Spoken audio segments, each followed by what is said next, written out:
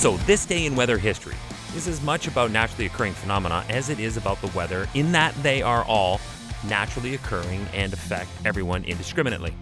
Earthquakes are just that. Hi, I'm Chris May, host of This Day in Weather History, a podcast from the Weather Network in Canada. You can find us wherever you listen to podcasts, including Apple Podcasts, Google Podcasts, Amazon Alexa, Spotify, Pocket Casts, and on all HomePod devices. You can simply click on any of our support stories by the writers at The Weather Network, found on www.theweathernetwork.com. There are links right there as well, so you are never without access to find out what happened. For instance, on October 1st, 1987, when an earthquake shook up Whittier, California, and was the largest to hit Southern California since 1971. This day in weather history. Whittier is a small town located in SoCal south of the City of Angels and renowned for being President Richard Nixon's hometown. However, it was on October 1st, 1987, this day in weather history at about 7:42 a.m., when a 6.1 magnitude earthquake jolted Whittier and the surrounding area for a full 30 seconds. It was the strongest since the San Fernando earthquake of 1971, and its shaking effect was felt as far away as San Diego and Las Vegas. The quake violently shook people out of their beds and caused anything not secured tightly to fly across rooms and crash to the floor in homes throughout the area. However, there was a long series of aftershocks that continued to startle and frighten Southern California for days after the initial 6.1 magnitude earthquake itself, further disturbing a population who were already on their last nerve.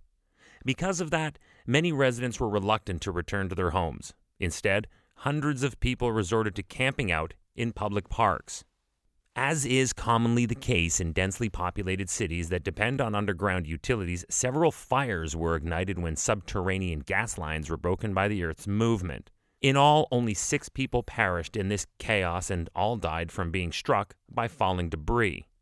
If you know the LA metro area, then you know it is sewn together by an intricate weave of highways, and the Santa Ana Freeway and San Gabriel River freeways had to be closed near Santa Fe Springs after pieces of concrete literally broke away and cracks were observed in the roads. It is estimated that the Whittier earthquake caused $100 million in damages. An inspection of the highway bridge on Interstate 605 revealed that there were fractures on the support columns, and that closed that down for a while. There were 28 other bridges that also suffered minor damages. Fires broke out from gas leaks, communication systems and local media were temporarily off the air, and the power was out, leaving numerous early morning workers stranded in disabled elevators. Then there was the damage to property and homes. Throughout Los Angeles, Orange, and Ventura counties, 123 homes and 1,347 apartments were destroyed, and an additional 513 homes and over 2,000 apartments were damaged. And then there were also the aftershocks. You see, an aftershock is a quake that registers lower than the initial earthquake itself, and there was a magnitude 5.2 event that occurred 3 days later on October 4th, causing additional damage in Alhambra, Pico Rivera, Los Angeles, and Whittier, where our story began. The aftershocks effects were assessed as very strong on the Mercalli intensity scale, with damaged chimneys, broken windows, and the collapse of 2 bell towers at the San Gabriel Civic Auditorium.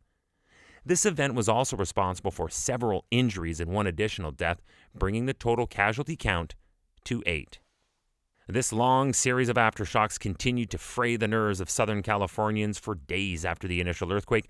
Hundreds of people camped out in public parks for several days, reluctant to return to their homes. Also, during the chaos, many hospitals had to be evacuated as a precaution. While hot spots of looting was reported, it was not, however, a widespread problem. And it was all attributed to the earthquake that hit Whittier, California, October 1st, 1987, this day in weather history. Tomorrow is October 2nd, and it was on this day back in 2015 when we learned the effects that an offshore hurricane can have when mixed with an area of low pressure coming across the continent. Fact: no one wants to miss out on something historical. It's human nature. So if you feel as though you've missed out by either just finding us today or maybe you got busy and missed episodes here and there, you can always get caught up simply and easily. Start by first subscribing to this podcast if you have not already done so. from wherever you happen to be listening to me right now. This gets you reminders when the next episode is ready to listen to, and also grants you unlimited access to the full library of past shows to binge listen to. They're only 5 to 6 minutes each, so it's a pretty easy catch-up. And tomorrow we move on into the month of October with the South Carolina Soaker. Think of this. 1 day rainfall total. Close to 300 millimeters of rain. And it's not a hurricane. Yet, that happened on October 2nd, 2015. It was on this day in weather history with me, your host, Chris May.